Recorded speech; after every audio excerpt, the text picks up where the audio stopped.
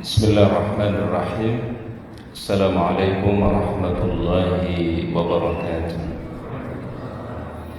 Hadirin kaum muslimin rahimakumullah, pada kesempatan pagi hari ini kita melanjutkan kajian kita dari kitab 40 karakteristik mereka yang dicintai oleh Allah Subhanahu wa taala.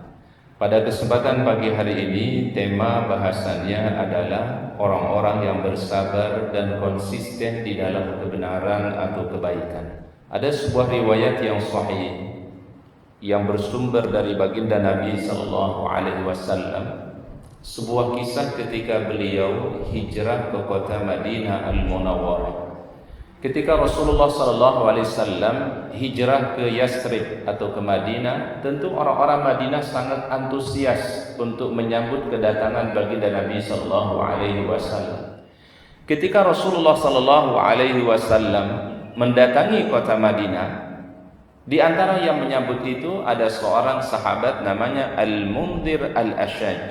Kemudian baginda Rasulullah SAW memuji laki-laki itu. Beliau mengatakan, inna fika khallatain yuhibbuhum Allah Ta'ala, sesungguhnya pada dirimu wahai si fulan, namanya Al-Mundhir Al-Ashaj, engkau memiliki dua sifat, dua karakter yang sangat dicintai oleh Allah Subhanahu wa Ta'ala. Al-hilmu wal-anatu, kesabaran dan konsisten di dalam kebaikan. Lalu sahabat itu bertanya, wahai baginda Rasul, apakah hal itu aku dapatkan karena semata-mata pertolongan Allah Subhanahu wa Ta'ala? Maka Rasul menjawab, balillahu jabalaka alaihima, Allah lah yang memberikan kemudahan kepada engkau sehingga memiliki akhlak yang mulia tersebut. Jadi sampai sahabat ini memiliki akhlak yang baik, karakter yang baik, itu semata-mata pertolongan dari Allah Subhanahu wa Ta'ala. Maka Al-Mundhir Al-Ashaj berkata, alhamdulillahilladzi jabalani ala khallatain yuhibbuhumullahu wa rasuluhu. Segala puji bagi Allah Ta'ala yang telah memberikan aku kemudahan memiliki dua sifat tadi yang dicintai oleh Allah Ta'ala dan dicintai oleh Rasulnya.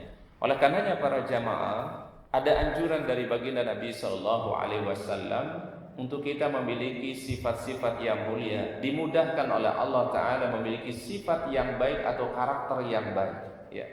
Salah satu doa yang diajarkan oleh beliau, oleh Rasulullah sallam, Allahumma hdini li ahsanil akhlaq la yahdi li ahsaniha illa anta. Ya Allah, berikanlah aku petunjuk memiliki akhlak yang baik. Tidak ada yang bisa memberikan petunjuk kepada akhlak yang baik itu illa anta, kecuali hanya engkau ya Allah. Bahkan baginda Rasulullah SAW memiliki akhlak yang mulia, adab yang mulia, itu adalah karena bimbingan dari Allah Subhanahu wa Ta'ala. Dalam salah satu ungkapan beliau, addabani Rabbi. Jadi sampai beliau mengatakan addabani Rabbi. Jadi Rabbkulah yang membimbingku, Rabbkulah yang memberikan pembelajaran kepadaku, sabda Nabi sallallahu alaihi wasallam. Kemudian di dalam ayat yang lain, dalam satu ayat Al-Qur'an surat Al-Baqarah ayat 263, Allah Subhanahu wa Ta'ala firmankan, qaulun ma'ruf, perkataan yang baik. Ya, jadi perkataan yang baik itu saja sudah terhitung sebagai apa? Shadaqah. Jadi ucapan yang baik, kalimat yang baik, kalimat yang santun, itu pun juga sudah terhitung menjadi shadaqah. Al-kalimatu thayyibah shadaqah. Kalimat yang baik, ucapan yang baik, itu sudah terhitung menjadi apa? Shadaqah.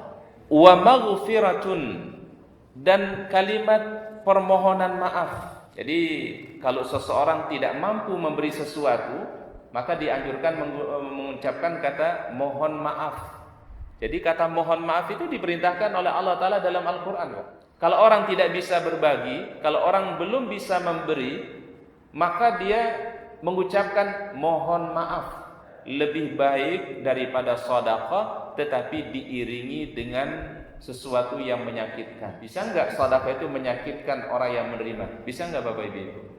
Ada orang yang memberi, tetapi memberinya mohon maaf dengan wajah yang tidak menyenangkan. Dia berbagi, dia memberi, tetapi dia iringi dengan sesuatu yang menyakitkan hati yang menerima. Atau kata para ulama, ada orang yang berbagi, orang yang bersedekah, dia iringi dengan yang menyakitkan hati si penerima dengan cara apa? Mengungkit kembali sesuatu yang dia pernah berikan. Ini kata Allah Subhanahu wa taala, ucapan yang baik, kalimat yang baik atau permohonan maaf. Ya, kalau kita nggak bisa berbagi, misalnya mohon maaf mungkin belum bisa memberi, belum bisa berbagi, itu jauh lebih baik kata Allah taala dibandingkan orang yang bersedekah tetapi diiringi dengan apa? Dengan sesuatu yang menyakitkan hati si penerima. Kemudian Ibnu Abbas radhiyallahu anhu bahwasanya Rasulullah SAW senantiasa mengucapkan ketika dalam kesusahan, ya, ada doa Nabi sallallahu alaihi wasallam yang beliau sering baca ketika mengalami kesusahan, mengalami ujian cobaan, ya. Karena Nabi sallallahu alaihi wasallam mungkin kesusahan yang beliau alami lebih berat dibandingkan dengan kita. Ujian yang beliau alami jauh lebih berat dibandingkan dengan kita. Para nabi itu ujiannya 2 kali lipat para jamaah. Baik, apa doa yang diajarkan oleh Nabi SAW? Ini doa yang Rasul sebutkan ketika beliau mengalami situasi yang berat, Pak. Situasi yang susah, ya. La ilaha illallahul azimul halim. La ilaha illallah rabbul arsyil azim. La ilaha illallah rabbus samawati wa rabbul ardi wa rabbul arsyil karim. Semua doanya diawali dengan kalimat tauhid. Apa ucapannya Nabi? La ilaha illallahul azimul halim. Tidak ada ilah, tidak ada Tuhan yang diibadahi kecuali Allah yang maha agung dan yang maha penyantun, yang maha sabar. La ilaha illallah rabbul arsyil azim.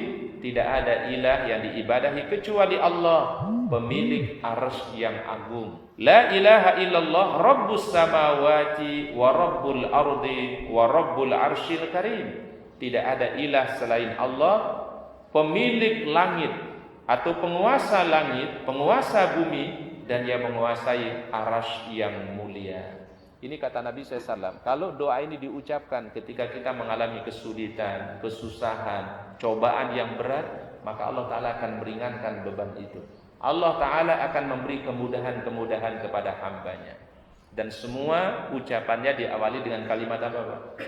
Kalimat apa, Pak? Tauhid. Zikirnya para nabi dan rasul apa? La ilaha illallah wahdahu la syarika lah, lahul mulku wa lahul hamdu wa huwa ala kulli syai'in qadir. Itu zikirnya para nabi dan rasul. Jadi kuncinya para jamaah, semua doa, semua zikir, semua wirid yang ada di dalamnya kalimat tauhid, kalimat la ilaha illallah, itu pasti zikir yang terbaik dan doa yang paling terbaik di sisi Allah Subhanahu wa taala. Firman Allah Ta'ala tentang Nabi Ibrahim alaihissalam dalam surat Hud ayat 75, Inna Ibrahima lahalimun awwahun munib. Sesungguhnya Ibrahim itu benar-benar orang yang penyantun, orang yang sangat bersabar. Bayangkan Nabi Ibrahim diminta oleh Allah untuk menyembelih siapa? Putranya. Kalau kita baca sejarahnya, Pak, ternyata penyembelihan itu terjadi ketika Ibrahim sudah memiliki rasa cinta yang besar kepada anaknya. Maka Ibrahim disebut oleh Allah dalam Al-Quran halimun, orang yang sabar, penyantun. Awwahun, orang yang lagi pengiba, ya. Munibun, orang yang senantiasa kembali kepada Allah Ta'ala. 3 sifat Nabi Ibrahim: halim, awwahun, munibun. Itulah sifatnya Nabi Ibrahim alaihissalam. Baik, wallahu alam bisawab. Mungkin itu yang bisa kita kaji pada kesempatan hari ini dari 40 karakteristik mereka yang dicintai oleh Allah Subhanahu wa taala tentang sifat al-halim wal anat, yaitu kesabaran, penyantun dan juga konsisten. Semoga Allah Ta'ala berikan kita ilmu yang bermanfaat, Allah Ta'ala berikan kita keberkahannya, Allah Ta'ala membukakan pintu-pintu kemuliaannya kepada kita semua. Assalamualaikum warahmatullahi wabarakatuh.